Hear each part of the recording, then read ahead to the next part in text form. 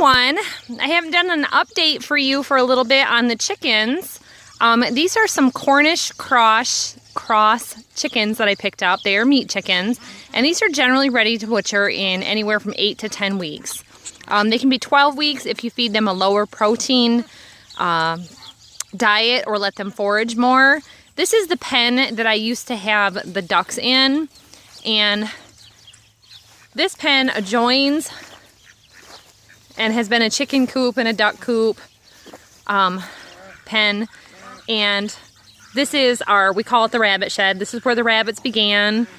We've been using it for chickens and ducks. They start in there.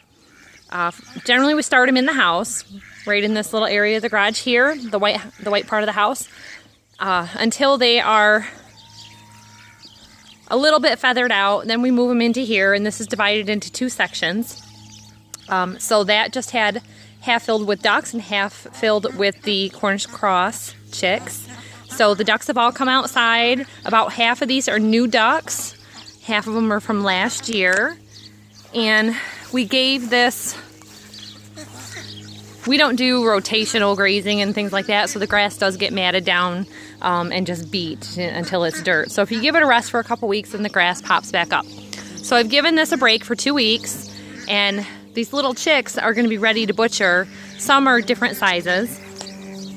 Some will be ready in 2 weeks. Some will be ready in 4 weeks. They're different sizes. We were at Tractor Supply, and it was their last week of doing chicks, and they wanted to get rid of them. All they had left were 6 barred rocks, which is what I like to raise here. I love my barred rock hens and my Buff Orpington hens. We lost our Rhode Island rooster, so I don't have any of those. This is my hen house over here, with this corner of the barn being for their chicken coop. And this area here is all fenced into a big triangle just past those trees. So they wanted to really get rid of these, and I hadn't raised them before, so I figured I'd give it a shot. He gave me a great deal on them. We paid 2 for 25 cents, and then they gave me 6 barred rocks for free. So super cool. I had just built this shelter. This is cattle panels. I put 6 T-posts all together, 3 on each side, and then bent the cattle panel in between. And then I picked up a camouflage tarp to put over the top. I liked it a lot better than having blue or silver, or green or brown, so I didn't want it to stand out too much. So with the pine trees, it kind of blends in a little bit. And it's the leaf, or like the mossy oak type camouflage. So I give them a hanging water feeder here. And that is a 5-gallon bucket with the nipple drinkers on the bottom. And you've seen me make the videos of this. If you haven't, go through our videos and find that. It'll show you how to do it. All those supplies were available on eBay, and some of the stores locally are carrying them now. So we've got them on a couple of trough feeders, and I feed them 2 or 3 times a day. I let them run out so that they don't overfeed themselves. And now that they're out here, they'll be grazing on this grass a little bit too, so they'll grow real well. So what I've done here is, when I built this shelter, I put it here in the corner of the pen, and we've been having some trouble with some owls. I've been losing a duck or 2 a week, and we're not gonna, keep up with that, and I'm gonna catch that owl one of these days. So I wanted to have this fully enclosed. So I am putting chicken wire all around this, so they'll be closed in there at night, but an owl could still get in just by landing up here and hopping in. So I'm gonna put some netting over the top to keep him out. And you can get aviary netting or poultry netting. You can put the chicken wire over the top, but it's a little harder to deal with. So I'm gonna just get the plastic netting. I can zip tie it right to the whole top of the fence and the framework, just to keep it in place.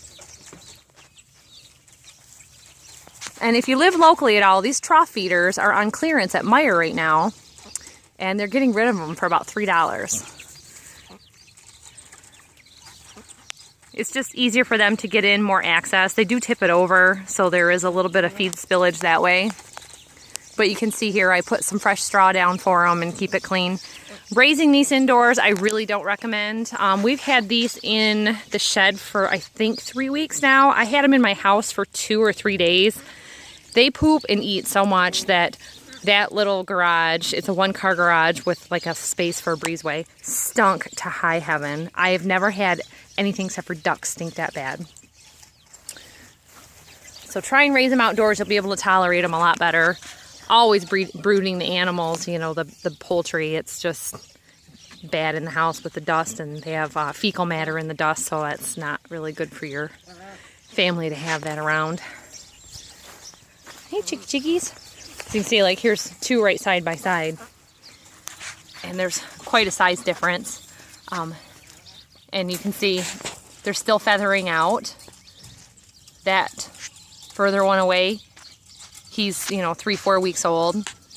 They have feather picked a little bit, and they have picked on each other a little bit. We've had, I think we came home with about 50 chicks, 60 chicks, and I probably lost about 6 just from picking on each other. I've got one here with a little spot. They've been, when they were indoors, they start pecking at each other, and they'll just keep pecking. They got that blood. They're off their heat lamp, so the heat lamp does help disguise that with everything being red. But a lot of times they don't make it when they're like that. But they're going after the water real good. It's a lot easier maintenance for me.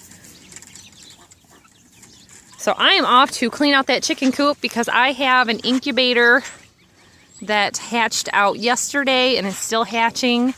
And my little brooder box that it's a pallet shipping crate that I keep in the garage, already had chicks in it from 4 weeks ago that hatched. So they're getting moved out here.